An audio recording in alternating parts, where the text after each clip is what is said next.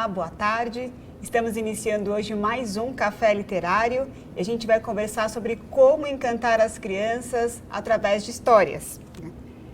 Desde os tempos antigos, os seres humanos narram. As pinturas nas paredes das cavernas nos contam a história daqueles que estiveram aqui antes de nós.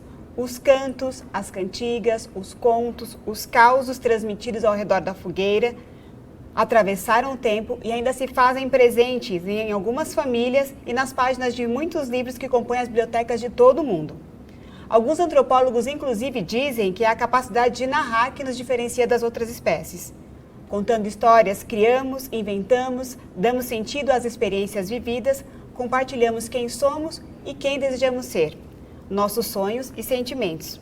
Para conversar sobre esse assunto que encanta adultos e crianças, nós temos hoje um convidado muito especial, o Ilan Breva. Tudo bem, tudo bem? Bom, o Ilan é um escritor do mundo e grande contador de histórias, é assim que ele está apresentado no site da Editora Moderna, e é isso mesmo, porque o Ilan, ele nasceu em Israel, mas ele é brasileiro por opção, e é o mais novo, autor exclusivo aqui da editora. Psicólogo com mestrado e doutorado em educação, autor de mais de 70 obras, Ilan já vendeu mais de 3 milhões de livros no Brasil e no mundo, tendo recebido importantes reconhecimentos pelo seu trabalho. Aliás, esse é um número impressionante. Quando eu fui ler para montar 3 milhões de livros, é bastante livro. É bastante. Bom, para começar a nossa conversa, eu gostaria de começar com uma pergunta bem específica sobre o tema. Mas antes de fazer a pergunta, eu não posso esquecer de dizer que quem está nos assistindo pode participar, mandando comentários, fazendo perguntas sobre o tema, que eu vou acompanhando aqui, pelo tablet, vendo aqui nas redes sociais enquanto a gente conversa. E a conversa geralmente fica muito mais interessante quando vocês participam. Marquem aí alguém que vocês acham que se interessa sobre o tema e depois a conversa fica disponível na fanpage da Moderna e também no YouTube. Então, dá para assistir depois e dá para compartilhar com as pessoas também o conteúdo.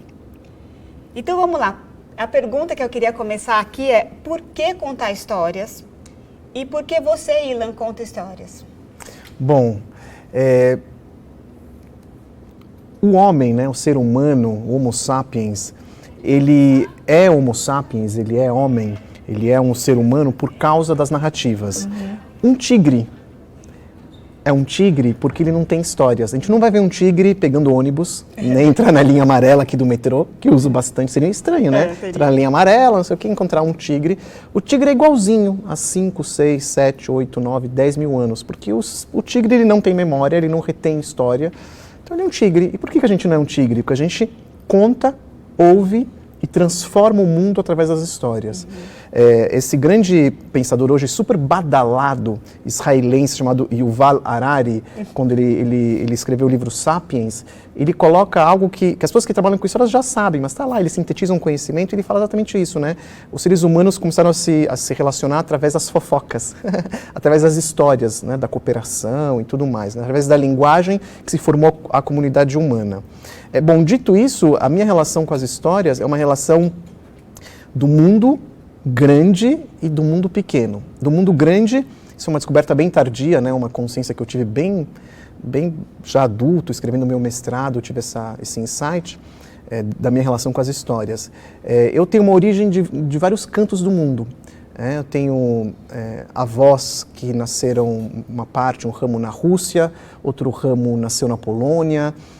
Eu tenho parentes na Alemanha, nos Estados Unidos, mas os meus pais, eles, com tudo isso, foram nascer na Argentina, nessas migrações, nessas fugas e tudo mais. Só que eu não nasci na Argentina, meus pais foram para Israel e eu nasci em Israel. E não fiquei em Israel, pequeno eu vim para o Brasil. Como você falou, sou brasileiro naturalizado, de coração e de por opção. Então, quando você olha essa árvore genealógica, esse mapa familiar, as histórias fazem muito parte disso. Por quê? Porque eu tive um momento da minha vida, na adolescência, que eu tive um grande drama, que era o drama, por exemplo, da Copa do Mundo. Você imagina, Copa do Mundo de futebol. Para que time torcer? Meu pai, fanático pela Argentina, Assim, E eu também gostava, Maradona e tudo mais. Você era brasileiro, Mas você tinha ainda gente da Rússia, gente da Polônia.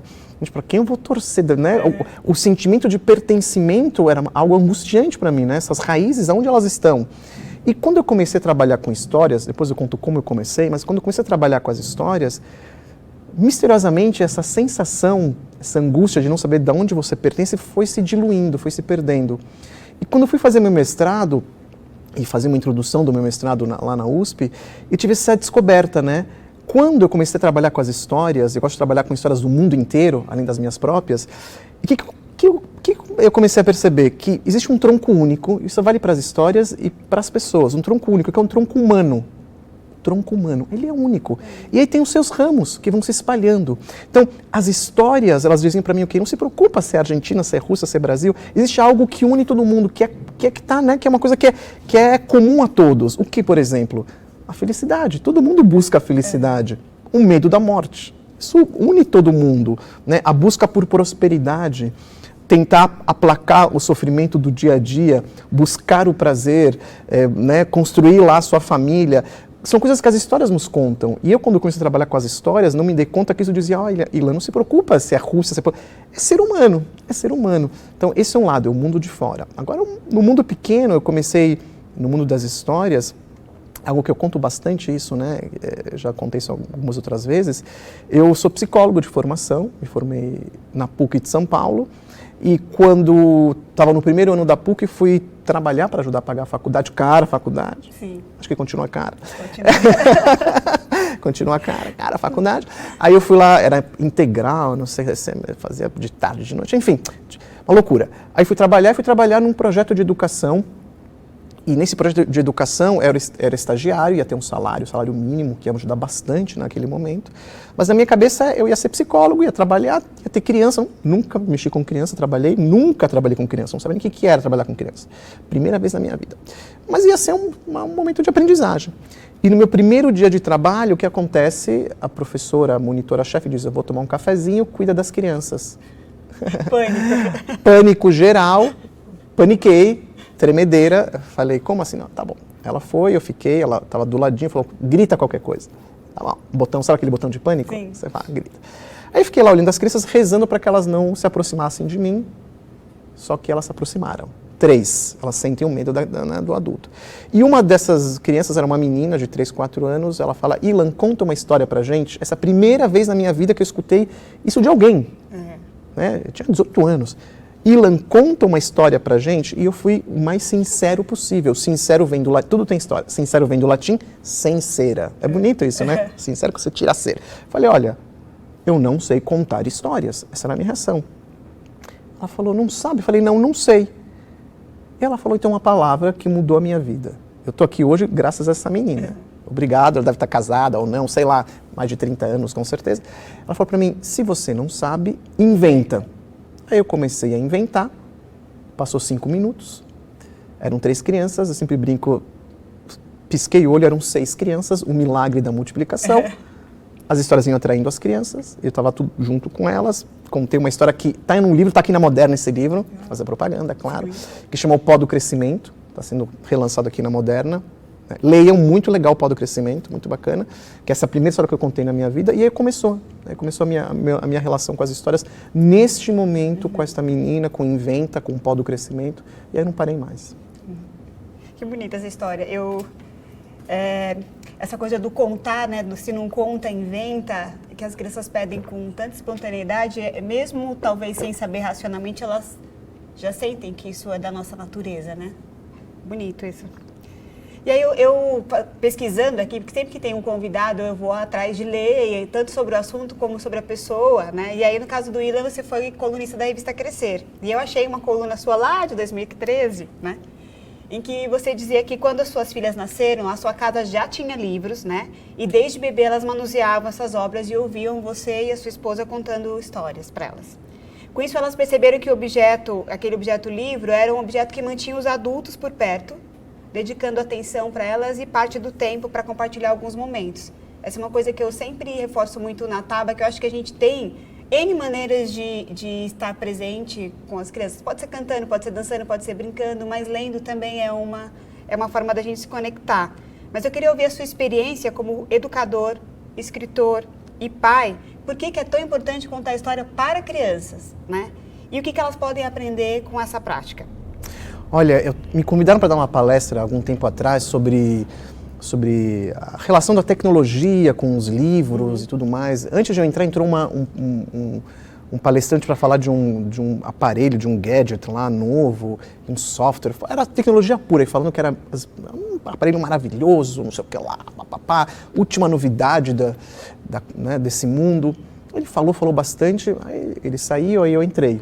Aí eu brinquei com a plateia, vou contar agora para vocês um aparelho, algo assim, mais potente, mais transformador, mais revolucionário. Olha, não tem tecnologia que bata essa tecnologia. Eu falei, qual? O livro. Não tem. Não tem competição. Não tem. Tem coisas que o ser humano criou que elas são perfeitas. Por exemplo, a roda. A roda, ela é perfeita. Alguém vai falar, não, vou fazer uma coisa quadrada? O cara tem um problema psíquico, né? Cognitivo, o cara vai fazer uma roda quadrada. Redonda.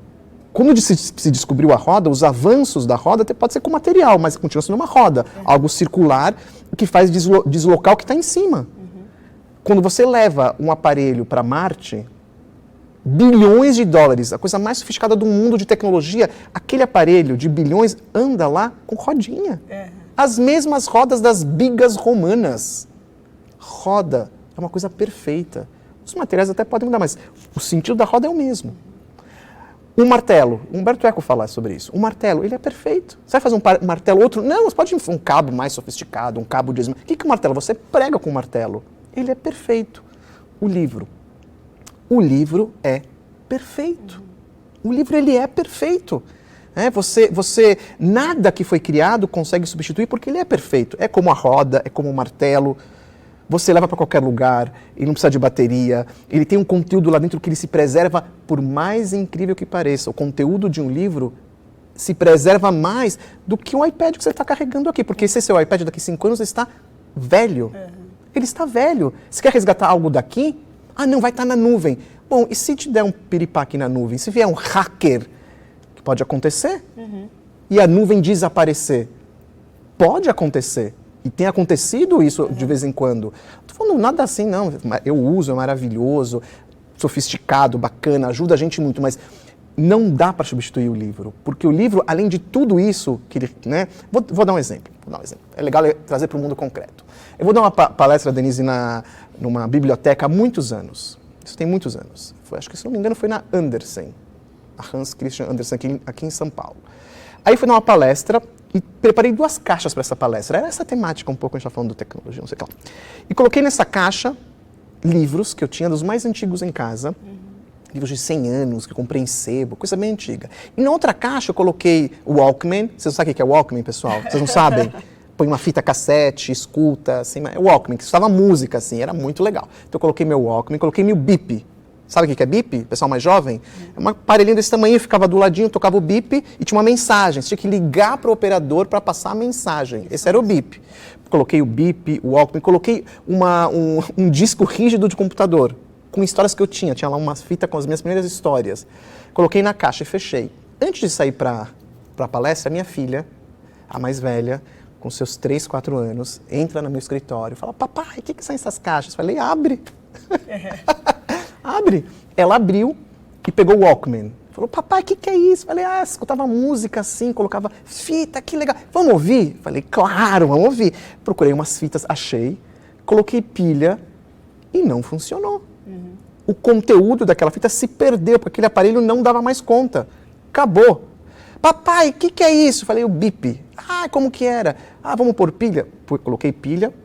Não ligou, quebrou, se perdeu o conteúdo. Papai, é um disco rígido, tem histórias do papai aqui, eu quero ver. Falei, claro, peguei. Eu não tinha mais o computador para colocar aquele maldito disquete. Eu perdi aquele conteúdo. O que tem na outra caixa? A gente abriu, pegamos os livros velhos, ela adorava cheirar livro. Cheirou, abriu os livros. Papai, é um livro? O que tem aí dentro? Eu vou te ler. O conteúdo de 100 anos. Eu consegui ler para minha filha de 3, 4 anos. E não consegui fazer a mesma coisa num bip, num Walkman e numa... Então, o livro, ele é perfeito. Além de tudo isso, o livro, diferente desses objetos, ele proporciona algo que também que é fundamental nos dias de hoje, que é a relação. O livro, ele aproxima as pessoas. O celular, o iPad, ele distancia as pessoas. Né? O celular, o iPad é para você ficar sozinho. Sim. Raras vezes você tem uma coisa de compartilhar. Existe, mas é mais raro. Às vezes você dá lá. O livro para criança pequena traz o adulto. O adulto está lá junto.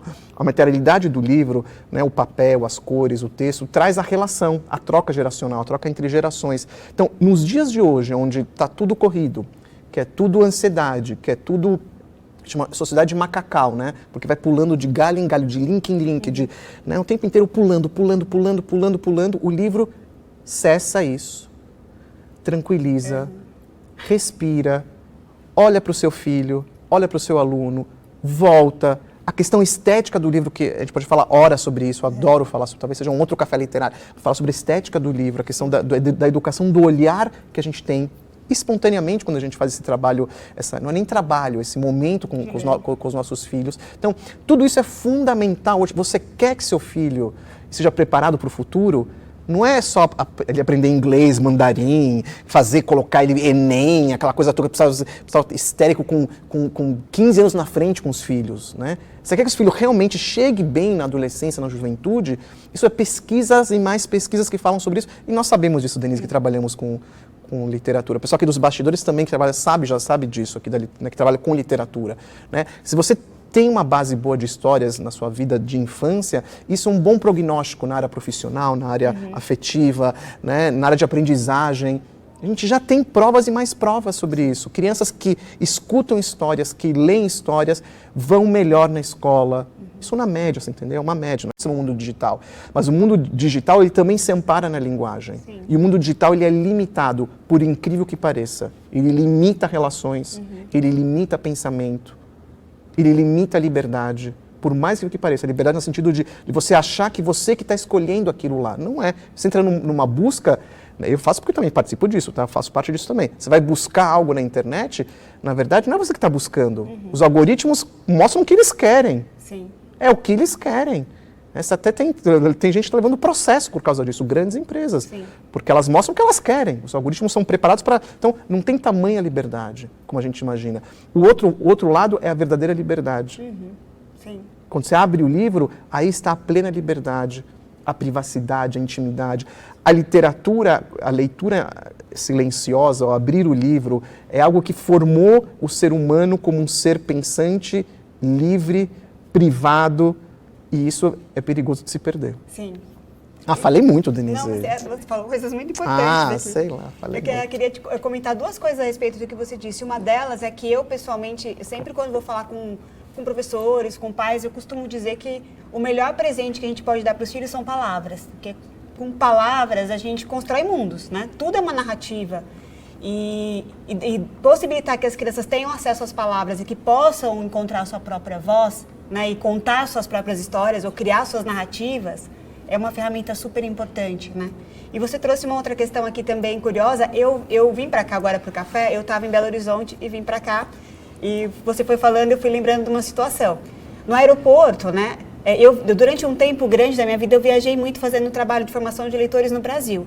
Na época da crise dos aeroportos e no momento em que o celular não era ainda um mini computador, né? O celular era só para ligar. Então, aquela coisa de todo mundo sentado ali, esperando, começou a conversar, ele falou, eu também leio, estou na faculdade, foi me contando a história dele, que ele está estudando piano, que ele estava lendo Saramago, e começou uma conversa sobre livro. E aí, quando acabou, eu disse para ele, você já pensou se nós dois tivéssemos, porque dentro do serviço de avião tem um entretenimento, né? Você vê que lá cada um vendo suas coisas, a gente não tinha conversado, e sobre livro, a conversa foi longe, assim. Então, o quanto também o livro convoca, não estou dizendo que é a rede não, mas o livro convoca essa presença. Né? Estabelece esse link que a gente está colocando aqui com o outro no sentido mais concreto. Sim. Né? E aí eu queria te perguntar aqui uma outra questão. Atualmente existem muitos cursos de contação de histórias, inclusive as empresas têm usado essa coisa de storytelling, de contar sua própria história e tal. E profissionais de diferentes áreas têm se dedicado a essa arte, atores, professores, né? E sempre existe uma dúvida entre qual é a diferença entre ler e contar história. Se ler e contar história é a mesma coisa. E existem muitas pessoas que querem contar histórias ou que têm o desejo de, eu quero contar a história para o meu filho, ou então querem contar para os seus alunos, sim, como educadores. Que dica que você daria para quem quer realizar essa atividade de uma maneira bem feita, tanto com as crianças, com seus filhos, como com os alunos? Então, vamos por partes. Não é a mesma coisa. Tá. Contar e ler histórias são ações diferentes, são corpos diferentes. A oralidade é uma coisa e a escrita, a leitura é outra coisa. São primos irmãos, né? A Cecília Meirelles, ela diz que nós, escritores, somos herdeiros dos narradores. Óbvio, né? É uma coisa, claro. Então, tem gente que nas gradações acha que ler, fazer literatura é mais do que contar, e tudo mais, que é uma bobagem, porque um se retroalimenta do outro e a gente saiu da oralidade, a gente passou milhares de anos na oralidade. Para existir a literatura, a escrita, você passou por... né? A gente tem que ser muito grato aos contadores de histórias, muito grato, que preservaram as histórias e que trouxeram isso pra gente, para começar a escrever e tudo mais. Mas são linguagens diferentes, né? Isso é muito claro no som, na presença do contador e da própria letra. Quando você conta uma história, vamos falar das diferenças. Quando você conta uma história, primeiro você tem grupos diferentes de contadores. São vários grupos. Tem grupos que são ligados ao teatro, que é uma coisa. Então são pessoas que têm uma formação teatral, dramática, e que vão trabalhar o texto de uma forma diferente, por exemplo, de um contador que não tem essa formação. Então eles vão decorar o texto. Tem uma coisa de decorar o texto, de trabalhar o texto de uma forma bem específica, que está ligado à profissão.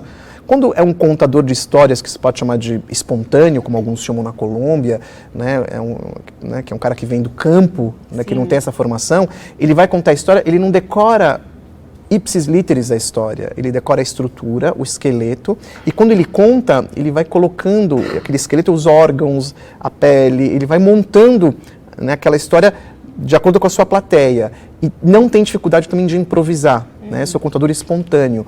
Ele vai vai falando como ele estivesse lá na casa dele. Sim. Então, você tem grupos diferentes de contadores também para isso. Mas o contador, ele tem normalmente um texto, mesmo os atores, quando começam a entrar de cabeça nisso, o texto é um pouco mais fluido, ele é mais solto. Quando a gente fala de livro, o texto ele é fixo. Ele não muda, ele é o mesmo texto. Você vai ler para o seu filho a mesma história, está lá a mesma história. E isso traz um impacto. Então, quem conhece as crianças, né, e trabalha com... Você muda uma vírgula lá, ela fala, mas poxa, mas não estava isso, cadê? Eu quero aquela história que você leu. Por que você está mudando a história? Não mudem as histórias, né? Você tá lá, fala... Então, eu vou contar estou lembrando de um case, de um caso que eu vivi, que acho que diferencia bem o contar e o ler. Muita coisa na cabeça. Então vamos ver, vou contar isso. Eu trabalhava numa ONG chamada Biblioteca Viva, da Fundação Abrinq. Passei anos e anos fazendo parte dessa ONG, dessa fundação. E eu fui para um educandário em Carapicuíba, um lugar enorme, onde era muita criança, jovens, a gente já estava fazendo um trabalho de mediação de leitura lá. Isso anos 90, final dos anos 90. E eu fui para ler histórias, Denise, ou seja, mediar leitura. Texto, você lê, né? A performance não está tão explícita. Você vai lá como um pai lendo, como uma mãe, um professor. Enfim, você está lá lendo para criança. Então, eu fui para um grupo específico de 6, 7 anos e eu ia toda semana. Eu pegava os livros, chegava lá, lia, né, as histórias e tudo mais.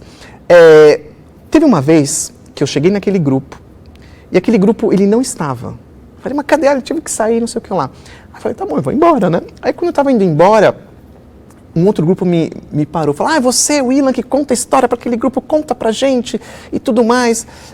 Eu falei, tá bom, vou contar. Aí eu peguei os livros, deixei de ladinho e falei, vou contar de boca, assim, para eles. Vou fazer uma contação aqui, né? E eu contei. Eles amaram. Que legal, Ilan. Você vai poder voltar? Eu falei, não sei, depende, não sei o que. Outra semana, fiz o meu grupo de novo, aquele grupo falou, Ilan, volta! Eu falei, não posso ir para São Paulo, não sei o que, não tinha rodanel na época, acho que era uma loucura. Falei, eu preciso voltar para São Paulo, não dá, não sei o que. Aí, na semana seguinte, novamente eu não consegui fazer com o meu grupo. Só que um outro grupo me parou antes daquele que eu contei histórias. Eles se falavam todos, Falavam todos. Falaram assim, você contou para ver? Falei, tá bom. Aí eu fui para esse novo grupo, eu falei, agora deixa eu distribuir os livros. Aí eu distribuí os livros, fui para cada cantinho, li, você quer que eu te leia? Li para alguns, outros ficaram olhando. Aí eu olhei o relógio, falei, preciso ir embora. Eu falei, Aí eu perguntei para a moça lá que estava, falei, olha, eu vou deixar os livros aqui, que são os livros depois na biblioteca. Ela falou, não, eu levo, tudo bem, tranquilo.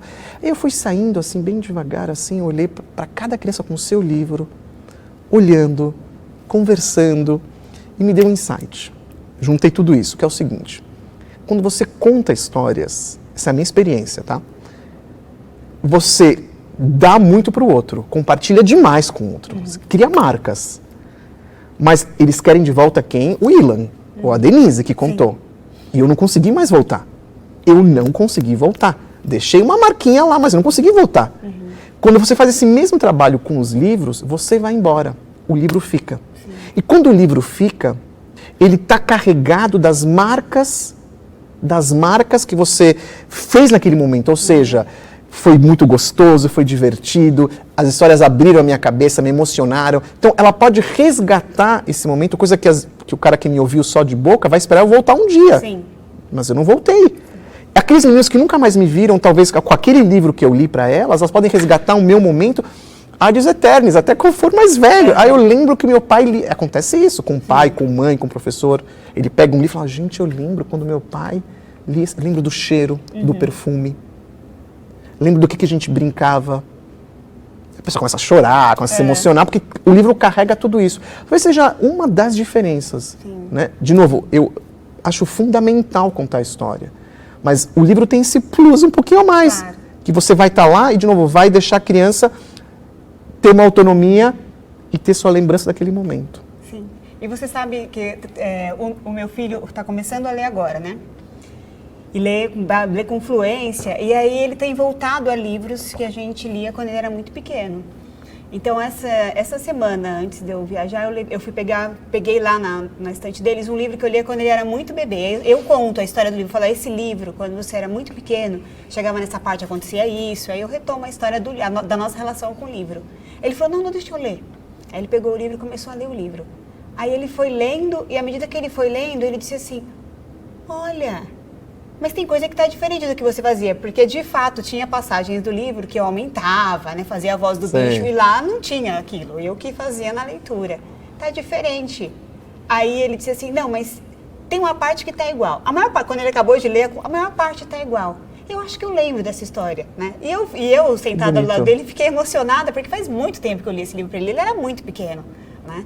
Mas ficou ali. E depois, na noite seguinte, eu queria aquele livro de novo, que você lia quando era pequena. Então, vamos pegar o livro de novo. Então, essa marca fica também, né? Eu gosto da ideia do livro preservando a história. E você me fez lembrar de uma outra coisa. A Regina Machado tem uma frase. A Regina Machado, para quem não conhece, é uma pessoa que estuda muito a arte de contar histórias, né? E tem um trabalho muito grande com isso, dá cursos. E eu lembro de uma fala dela que ela dizia assim, que o contador de histórias, ela diz, né? Dizia não. O contador de histórias está a serviço da história, né? Então, ela dizia que o contador de histórias tem que deixar a história para o outro. Se ele aparecer mais do que a história, ele não cumpriu o papel dele. Mas você trazendo o seu exemplo, é muito difícil o contador de histórias não aparecer na história. Eu digo porque o corpo dele todo está a serviço. Isso me fez lembrar uma outra situação. Você foi falando, eu fui fazendo relações aqui. Eu trabalhei um tempo com moradores de rua. E um dos trabalhos que eu fazia era contar histórias para eles, né? E contar piada. Então, a gente fazia alguns encontros dentro da comunidade que eu participava e minha função era contar a história e contar piadas. E eles lembravam de mim por causa da piada. Então, às vezes eu passava pela rua, porque, era do município que eu morava, então você acaba encontrando as pessoas, né? Não tão grande como São Paulo, Osasco, mas ainda assim grande. E eles falavam o nome da piada, eles apontavam, não lembravam o meu nome, mas lembravam da piada, né? E lembravam, as pessoas que trabalhavam comigo brincavam, olha, ele lembra eu estava junto com você, eles não lembram de mim, por causa da história, né? A história fica, né? A história deixa a presença. Mesmo. Eu acho isso muito bonito na tua fala aqui. E aí, pensando agora, que dica que você dá para quem quer contar histórias? Porque você tem a gente não fala... Sim, isso é muito interessante. Trajetória super grande. Sim, isso, sim. Né? Olha, é momento bom para quem quer fazer parte aí né, quer encontrar cursos, é um boom realmente, eu acho isso excelente, né? Muita gente boa dando cursos de contação de histórias. Aqui em São Paulo eu posso falar algumas pessoas que eu gosto muito, como Ana Luísa Lacombe, a Kelly Horace, né, a Simone Grande, enfim, e outras pessoas, né, o Giba Pedrosa, gente muito boa mesmo, e que estão aí dando seus cursos e enchendo, assim, com fila de espera. Sim, sim. Acho isso maravilhoso, maravilhoso. Ao mesmo tempo, eu acho interessante porque quando eles dão cursos, eles vão dar cursos para outros contadores, para professores, né, para alguns pais e tudo mais. Mas eu acho interessante quando você tem cursos, por exemplo, para ensinar a contar histórias para bebês. Eu acho isso bem interessante. Porque, enfim, assim, é um sintoma do que a gente está vivendo na sociedade. Porque, na verdade, tem coisas que não precisam de curso, né? Sim. Tipo, né? Para bebê, acho que é uma coisa mais simples do que a gente imagina. Acho que aquele que é profissional quer fazer o curso, e mesmo o pai que dá uma incrementada, mas pai, para qual câmera eu vou olhar? Para esta câmera. A câmera, olha para a câmera da verdade. Câmera da verdade. Então, você pai, você mãe, de filho pequeno, pequenininho, de bebê, só o simples fato de você ser o pai e a mãe de um bebê, você já é o super-herói, você já é o máximo. Se você tem uma voz de gralha rachada, o seu filho não está nem aí para isso. Se você é gago, o seu filho não está nem aí para isso. Se você parar o que está fazendo, a sua vida, né, a sua correria, e abrir um livro para ler para o seu filho, ou contar uma história para ele, ou cantar para ele, cara, é o máximo dos máximos. Então, não existe uma voz. Isso vale para pai e para mãe em casa. Aquele que quer ser profissional, esqueça, é outra coisa. Estou te falando, né? Estamos falando do pai e mãe em casa. Pai e mãe em casa. Né? Assim, você vai ser o melhor narrador, o melhor mediador de leitura do mundo, porque você é o pai e a mãe. Então não tem importância se o seu tom de voz ele é agudo ou ele é grosso. Não tem importância zero. Qual a importância? O desejo de você parar a correria para olhar para o seu filho e contar uma história. Isso é fundamental, isso é uma coisa assim, extremamente importante, né? Muito importante escolher boas histórias, vai te ajudar demais. Isso é uma dica que a gente pode dar, e cursos podem ajudar muito nesse sentido. Sim, isso é bem legal, de repertório, isso sim eu gosto bastante, né? De que histórias a gente vai escolher para os nossos filhos. Isso também pode ser grande facilitador. Então, dicas aqui, né? Criança pequenininha, ela gosta de repetição, mesmas palavras, gosta de histórias acumulativas que vai juntando. E tá vindo um monte de livros na cabeça, né? Enfim, então, você tem alguns repertórios que vão te ajudar. Mas, de novo, se você se dispor a fazer isso, você vai ser o melhor narrador. Essa é a melhor dica. E aqueles que querem se profissionalizar, quer virar uma profissão, quero ser um professor, melhor professor, então faça esses cursos. Falei pessoas aqui maravilhosas, das mais talentosas. Tem outros. Vá buscar essas pessoas e outras mais também para se especializar. Mas em casa, gente, não é competição de melhor narrador. Sim. Eu vou ser o melhor porque não porque eu quero que meu filho pedagogicamente seja... Não, pelo amor de Deus. Tem que resgatar o que os nossos avós faziam de uma forma natural, espontânea. Sim. E as avós que cozinhavam e contavam as suas histórias da sua infância. Isso, né, é maravilhoso. Eu estou numa fase de ouvir muitas histórias em Uber. Vocês não têm noção, sim, né? Né, Kátia? A Kátia ouve as histórias que eu escuto né? Cada vez, as histórias não tem noção que eu tenho eu ando muito de Uber, né? Então, as histórias que eu escuto no Uber, adoro. O cara começa... Tem grandes narradores, sim, motoristas, e me contem, eu vou lá. Isso aqui é bem interessante, né? Não sei se eu respondi. Não, acho que sim. E acho que também todo mundo é contador de histórias, né? Eu costumo dizer isso, não no sentido profissional, mas quando as pessoas dizem, mas eu não sei contar a história, eu falo, me conta alguma coisa que aconteceu com você hoje. Aí a pessoa começa a narrar o que aconteceu com ela hoje. Você é contador de histórias, né? E assim, isso que você trouxe da presença, né? Eu acho que é uma questão muito importante, porque em casa não importa a performance, importa a presença, importa estar junto, né? Eles não estão nem aí. Olha, Denise, eu fiz um trabalho lá no Biblioteca Viva em hospitais. Então, em vez de fazer em entidades sociais, eram em hospitais, humanização hospitalar. E eu lembro aqui em São Paulo, uma TO, terapeuta ocupacional, maravilhosa, baixinha, e virou uma grande amiga minha, uma voz baixinha, fina. Falei, como ela vai fazer isso? Como ela vai mediar a leitura com essa vozinha pequenininha? Mas era arrasa quarteirão aquela mulher. Porque ela fazia com uma vontade, com uma presença. Sim. Ela se preparava, ela estudava as histórias, ela estava inteira naquele momento com as crianças. Era um sucesso. E a voz dela, uma voz... Né, aquela coisa assim, você está com bebês, cara, Não precisa fazer gargarejo. Não precisa fazer. Como eu faço voz para bebê? Cara, ninguém chega para um bebê e diz, bebê, eu vou te contar uma história. Isso você interna uma pessoa assim. Põe no hospício uma pessoa assim. Um bebê, naturalmente, isso é fisiológico, Denise. Isso é biologia pura. A BBC de Londres fez um documentário sobre isso. Colocou um bebê no museu, com uma câmera atrás escondida, para ver como as pessoas se relacionam com bebês. É engraçadíssimo. Todo mundo chega e fala, budi, budi, budi, budi, budi. Que coisa mais bonita. É um documentário lindo esse, dos anos 90 também. Eu tenho lá em casa. Ai, patia, patia, patia. E a voz, tem uns caras enormes assim. Vê o bebê? A voz, é isso, você vê um bebê, a sua voz já relaxa, já vai entrar na sintonia do bebê, é impossível que não entre. Então não precisa ter uma preparação para narrar para um bebê, para cantar para um bebê. Pelo amor de Deus, o bebê já vai te inspirar.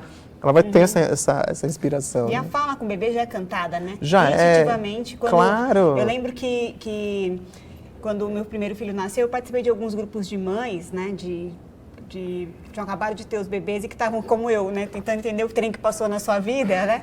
E tinha uma troca muito bacana. E tinha uma delas, uma vez, disse assim, mas eu não lembro de nenhuma música que eu cantava quando eu era criança. Eu falei, mas que barulho que você faz? Eu canto as minhas músicas, mas eu canto num ritmo diferente, né? E aí eu falei, é isso, né? Esse mamanhês aí, essa melodia que vem. E você trouxe uma coisa curiosa também, né? Os muito pequenos estão muito atentos à sonoridade das palavras, né? Então, às vezes, não é nem tem gente que pergunta, mas eles estão entendendo? A questão não é eles estão entendendo, a questão é você está tendo prazer fazendo isso com eles? Você falou tão importante. E vai mudar 10 horas essa café literário. Você falou uma coisa tão importante agora, porque é o seguinte.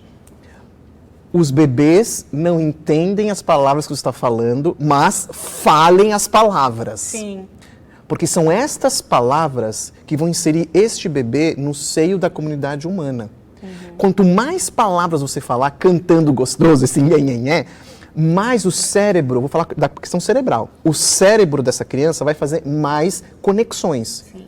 Isto é uma realidade escaneada.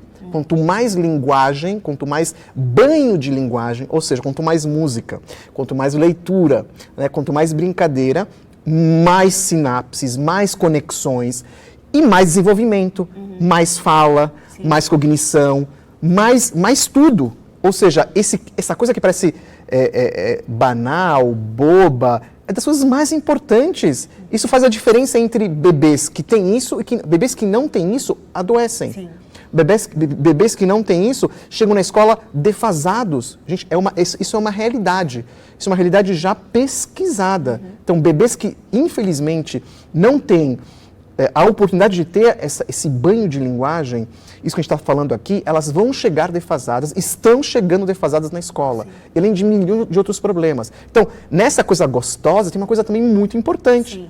E essa sua amiga é perfeita, você pode cantar os Beatles à vontade, você pode cantar Roberto Carlos, pode cantar, né, gente, pelo amor de Deus, Michel Teló, não sei lá, mas enfim, o que você quiser, você pode cantar para o seu filho, cantadinho, bonitinho, e quanto mais palavras né, tiver, mais linguagem, ela não vai entender, não, gente, se você não falar, ela nunca vai ouvir aquela palavra. Sim.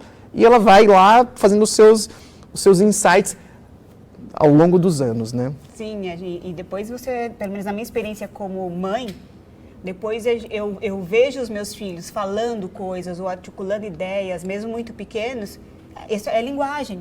Né? Como falou isso? Às vezes, como é que usou essa palavra e usa adequadamente a palavra? Incrível, né? É incrível. É incrível. E isso está lá, né? Em algum momento ficou, de alguma relação, isso é tão importante. Você está trazendo a questão cognitiva, a questão também da saúde psíquica, do afeto, né? Não, a pobreza de repertório na vida de uma criança, Denise, é uma tragédia. Isso independe de classe social, é importante a gente dizer isso. Independe de classe social. É assim, a pobreza de repertório linguístico, ser mais específico, é trágico. É trágico para a criança, é trágico, né, para a família, para a sociedade, porque você vai dando desdobramentos. Sim. Então, isso é uma coisa que tem que ter uma prevenção, tem que ter uma ação da sociedade civil, da sociedade, do poder público. Países desenvolvidos sabem disso. Já faz muito tempo, e por isso que estão avançados. A primeira infância nos países de primeiro mundo é tudo, é o ouro, é a coisa mais importante. Aqui é tudo meio invertido, aqui você tem mais dinheiro do governo por ensino superior do que por ensino básico. Isso é uma completa maluquice que a gente vive, né? Agora você vai lá para fora e você entende porque a coisa tá... Vai ver quanto eles dão para o ensino básico, ou como eles olham para a primeira infância, para berçários. É uma coisa assim, uma coisa assim, porque eles vão... Isso tudo é um processo que vai chegar lá em cima e esse jovem vai dar uma desabrochada, vai chegar lá no seu PISA e vai arrasar quarteirão no PISA. Então, quando a gente fala, imagina, do bebê, da mãe cantando para o bebê, olha... Aonde se chega, né, da mãe cantando, do pai e de tudo mais, né? Eu sei que no Brasil a gente tem muitas dificuldades, né? Acho que tem muitas dificuldades, muitas famílias desestruturadas, eu sei disso, dificuldade econômica, mas assim, a gente tem que falar, mesmo assim, a gente tem que falar bastante sobre isso, porque mesmo essas famílias, essa mãe que está lá trabalhando 15 horas por dia, se ela puder em algum momento resgatar isso e ter poucos minutos para isso pode fazer uma grande diferença. E mesmo uma grande se ela diferença. tiver uma rede de apoio. Uma rede de apoio, com instituições certeza. Que façam um trabalho cuidadoso com isso. Sim. Eu lembro muito de uma pesquisa que eu sempre gosto de citar, Regina Scarpa, que foi diretora da Nova Escola e é diretora hoje do Vera Cruz. Ela fez uma pesquisa sobre a questão da aquisição da linguagem, pegou 2 comunidades extremamente carentes, eu vou fazer um resumo bem resumo mesmo, de bairros muito carentes de São Paulo, pegou de São Bernardo, pegou da região de São Bernardo, pegou de São Paulo e pegou uma região onde a maior parte das famílias era analfabeta. E numa escola as professoras leram para as crianças todos os dias, e na outra essa prática não era inevitável o desenvolvimento da linguagem na sim. primeira, mesmo num contexto em que a família não tinha esse hábito, essa prática. Então, um bom berçário, uma creche, a gente tem uma defasagem de lugares, Denise, tudo isso faz... boa creche, né? Pais aí que reclamem mesmo se não tiver boa creche, que tem que ter história, tem que ter livro, tem que ter cantiga, boa creche, isso faz uma grande diferença no Brasil. Mas tem gente que nem tem creche no Brasil, né? Ainda tem um buraco, um gap não de... Não tem nem creche. Não tem nem creche, né? Quem dirá essas coisas, mas aquelas que tem creche que tem que ficar em cima mesmo e fazer esse trabalho.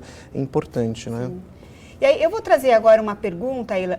Tem várias pessoas comentando as tuas falas, eu vou ler daqui a pouco. Eu estava sentindo falta já das pessoas. Então, sim, estão falando...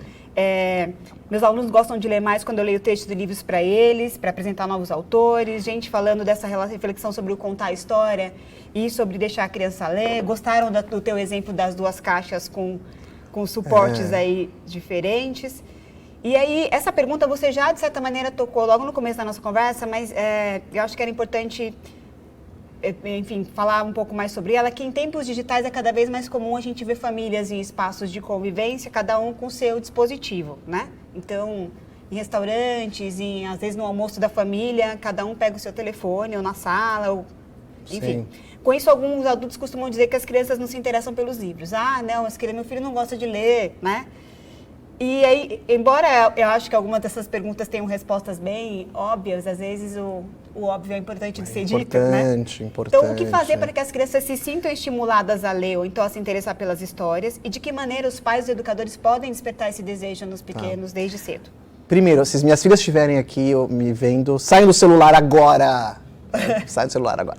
Nós também, eu tenho filhas adolescentes, né? É uma briga em casa também, Sim. né? Quando a gente almoça, janta, assim, tira, né? Desliga essa birosca aí. A coisa de falar o óbvio é tão importante, falar o óbvio, Sim. Denise. Continue falando o óbvio. Tá. Não pare, por favor. Eu tenho certeza que cada vez mais. Então, vou dar um exemplo. Eu estava numa cidade, eu ia falar o nome da cidade, não vou falar mais. Estava numa cidade, agora, que cidade será? Estava na cidade dando uma palestra, eu faço muitas palestras em congressos e tudo mais. Era um congresso. E aí, no final da palestra, uma mãe levanta a mão, era uma mãe, uma professora, mas ela falou como mãe. Falou, Ila, eu falei, sim. Tem uma pergunta, pode fazer. O meu filho, escuta isso, meu filho de 6 anos não para de usar o celular. O que eu faço? Aí eu olhei para ela e respondi, quantos anos tem seu filho? Ela falou, 6 anos. Eu falei, tira o celular dele. 6 anos, essa reação que eu tive, 6 anos, você é a mãe. Tira o celular da mão desse menino. Ele não tem 15, não é minha filha de 15. Porque tem uma discussão filosófica sobre o celular. Ele tem 6 anos. Cara, eu fui ovacionado. Começaram a bater palma. Aí eu falei pro público, eu falei mesmo, assim, gente, mas eu tô falando o óbvio, não tô? Sim. Fui mais ovacionado ainda. Então, é importante a gente falar. E essa mãe depois veio falar comigo, falou, e não estava me dando conta. Eu falei, claro, se você é mãe, se você é pai de criança pequena, pais de crianças pequenas, Vocês são os pais. Se seu filho fala assim, papai, eu quero colocar meu dedinho na tomada, você vai deixar? Não, porque faz mal. Papai, eu vou me jogar na piscina. Ele não sabe nadar. Você não vai deixar. Você vai proteger o seu filho. Por que com o celular e com outros aparelhos a gente não faz a mesma coisa? Se a gente já sabe que para criança pequena, o uso intensivo... Gente, isso não é o William falando, tá? É a Sociedade de Pediatria Americana, é a Sociedade de Pediatria Brasileira, é Harvard, é Oxford, é Yale, enfim...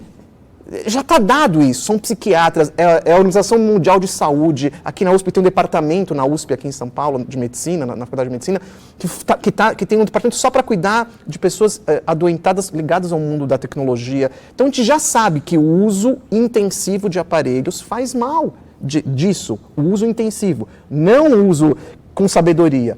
Então, para a criança pequena é pior ainda, porque ela está em formação. Sim. Então, se a gente sabe que faz mal, por que você vai deixar o seu filho de 3 anos com isso? Põe regra, põe horário. É o que a gente fazia em casa. Tem hora para ver filme, que é uma maravilha, sossega, a gente pode fazer nossas coisas, né, Denise? Sim, claro. Você sabe, né? Ai, graças a Deus, Rei Leão, ainda bem que existe Rei Leão e Cinderela. Põe lá a galera e a gente faz nossas coisas. Mas não é o Rei Leão e a Cinderela durante 10 horas. Sim. É uma hora de filme, 1h30, para a gente poder sossegar um pouquinho e depois volta as coisas que a gente tem que fazer. Somos pais, horas bolas. Então, tem que tirar isso deles. Vou contar uma coisa para vocês. A galera que inventou o celular no Vale do Silício, a gente que inventou isso aqui, eles colocam os filhos em escolas que não têm isso. Isso já saiu em reportagens de jornais americanos, que aqui já se traduziu essas reportagens, só procurar na internet. Sim. O Steve Jobs, ele proibia para os seus filhos, quando estava vivo, pequenos, de usarem o iPad. O Bill Gates não permitia que eles levassem seus filhos celulares na hora do jantar, e nem que usassem de uma forma intensiva. Então, eles mesmos sabiam que o uso intensivo disso faz mal. É uma realidade, faz mal, ponto final. Então, coloca horários. Tem que usar, porque senão vai ficar analfabeto digital, não vai? Então, tem horários. Criança pequena tem que ter os horários. Agora é o horário do iPad, agora é o horário das histórias, de brincar com argila, de estar lá no chão. Agora é hora de passear, agora é hora de ver o filme. Né? Enfim, você coloca uma rotina onde ele não seja dominado por isso, porque isso vai trazer consequências, sequelas, e já está trazendo sequelas, na área cognitiva. Quem assistiu Fantástico, os últimos Fantásticos falaram sobre isso, sobre em Londres, uma pesquisa, né, super repercutida. Sim. Vai trazer repercussões não só na área cognitiva, mas também na área social. Né? Então, a questão da sociabilidade muda. Na questão emocional. Sim. Emocional. As crianças ficam mais irritadas, mais irrequietas. E aí vem a questão dos medicamentos. É um assunto muito, muito intenso. Então, pai, mãe, professor, somos adultos. Sendo adultos, temos responsabilidades. E sim, sabemos mais do que os nossos filhos. Os nossos filhos não sabem mais do que a gente. É o nosso papel. Então, se a gente sabe que algo não é bom, vamos discutir com a criança. 1000 horas, será que aquela coisa chega assim? Mamãe, eu quero dormir. Por quê? Começa uma discussão. E seu filho está te engambelando meia hora. Porque claro que ele não quer dormir. Sim. As minhas filhas não queriam dormir. 8h30 na cama. Não tem papo, porque a gente sabe que isso é importante, o sono é fundamental para essa criança. Não pode engambelar e ficar horas. Mamãe, eu quero ficar com o iPad 10 horas. Não pode. Pode ficar 1 horinha? Pode. E você vai jogando com isso, né? Nem sei se eu respondi. Não, acho que ficou assim, porque senão sobra tempo para outras coisas, né? E se você tem dito isso, eu tenho uma colega que trabalha numa escola de educação infantil e tem trazido isso, assim, o quanto...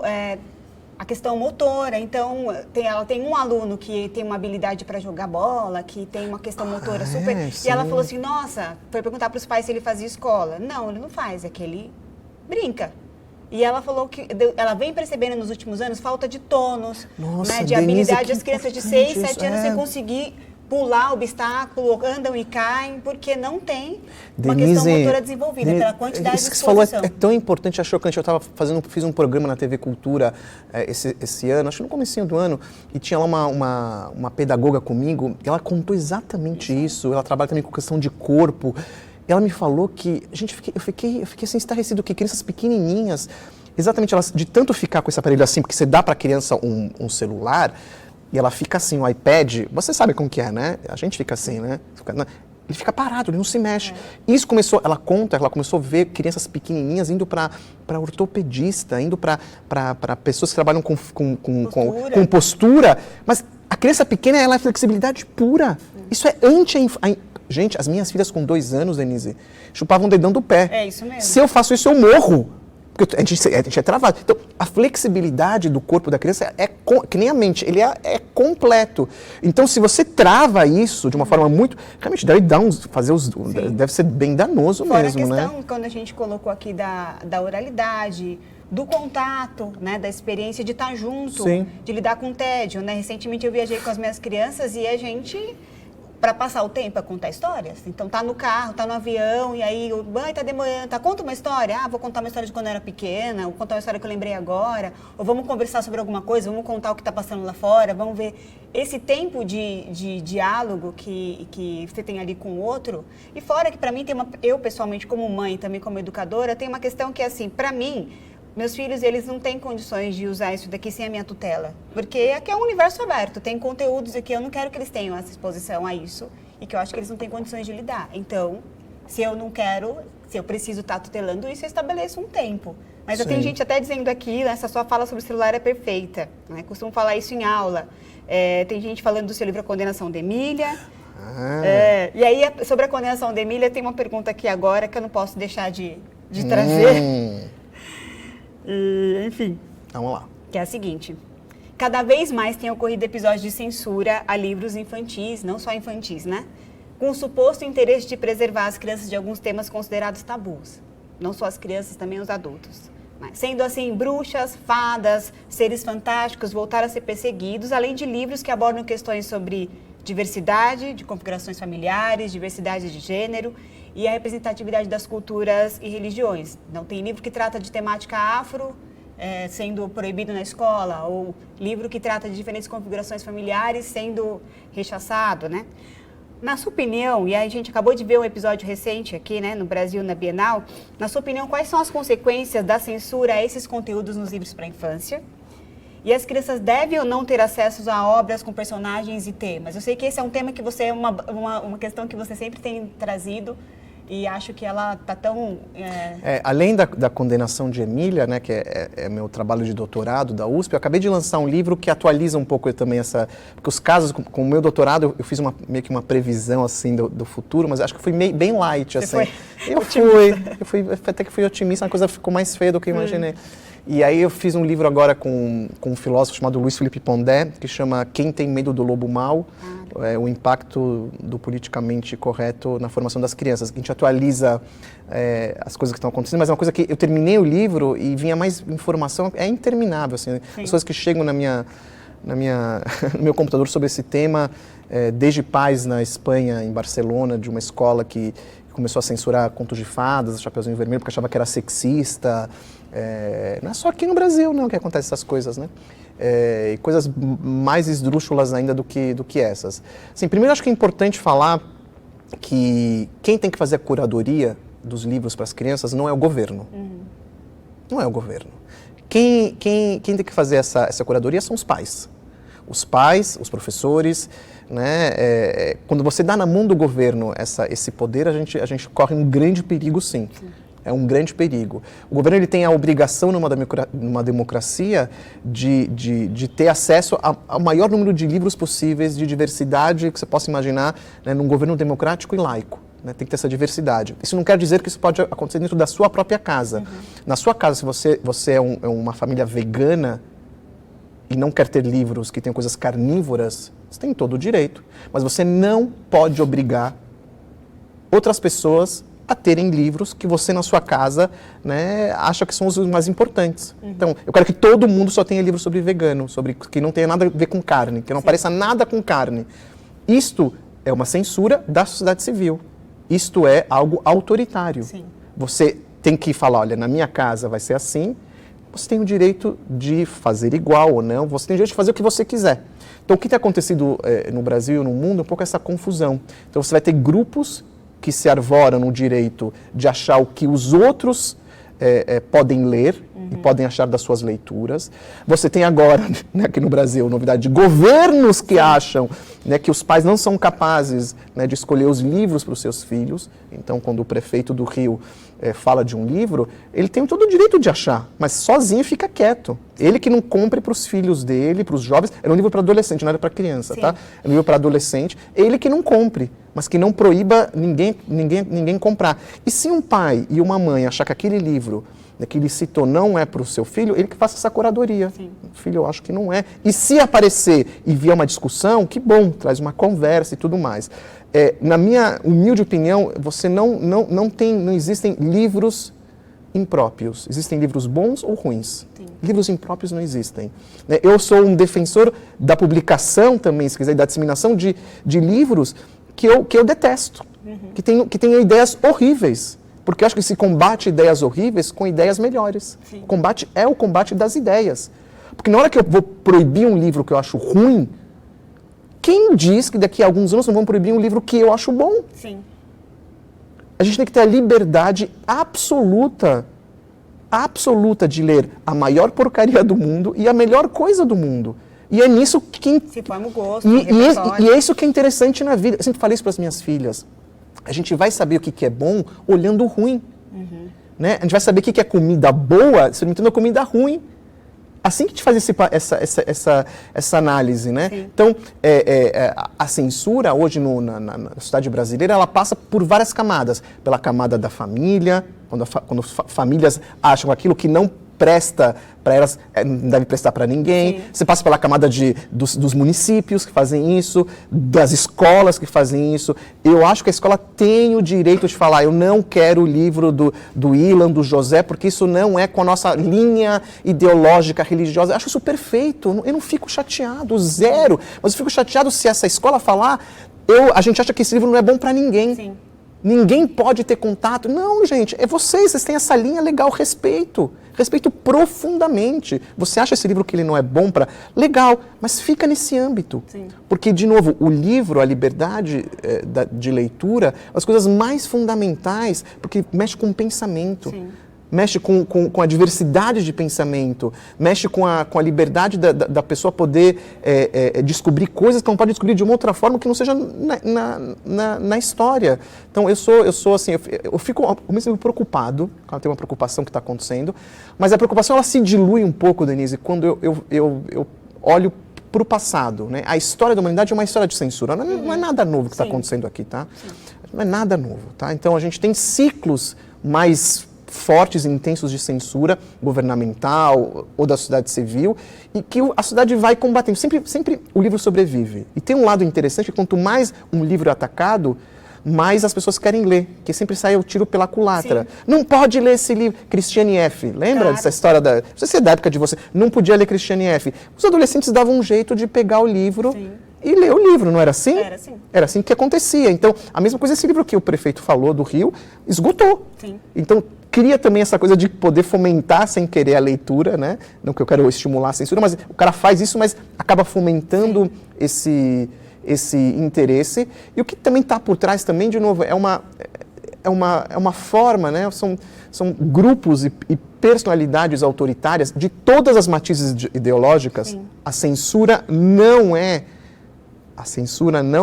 exclusividade da ala conservadora nem da ala progressista. As franjas desses dois lados, grupos, têm uma queda pelo controle da leitura, porque eles sabem da importância que isso tem, mais para a infância, porque quem controla a infância controla o futuro. Sim. Então eles têm esse pendor, essas duas franjas. Você vai pegar ditaduras de esquerda e de direita, a primeira coisa que eles fazem vão em cima dos livros. Uhum. Então tem a ver com matiz. O Pinochet, o sanguinário Pinochet do Chile, aquela coisa tenebrosa, ele proibiu o Miguel de Cervantes. Cara, o Dom Quixote, por que ele proibiu? Eles diziam por quê? Porque o Dom Quixote, ele estimula a individualidade, a liberdade, ao pensamento. É verdade, por isso que ele proibiu, porque é contra tudo aquilo que ele pregava, né? Como forma de, né, um ditador sanguinário e tudo mais, que não quer que as pessoas sejam livres nem pensantes.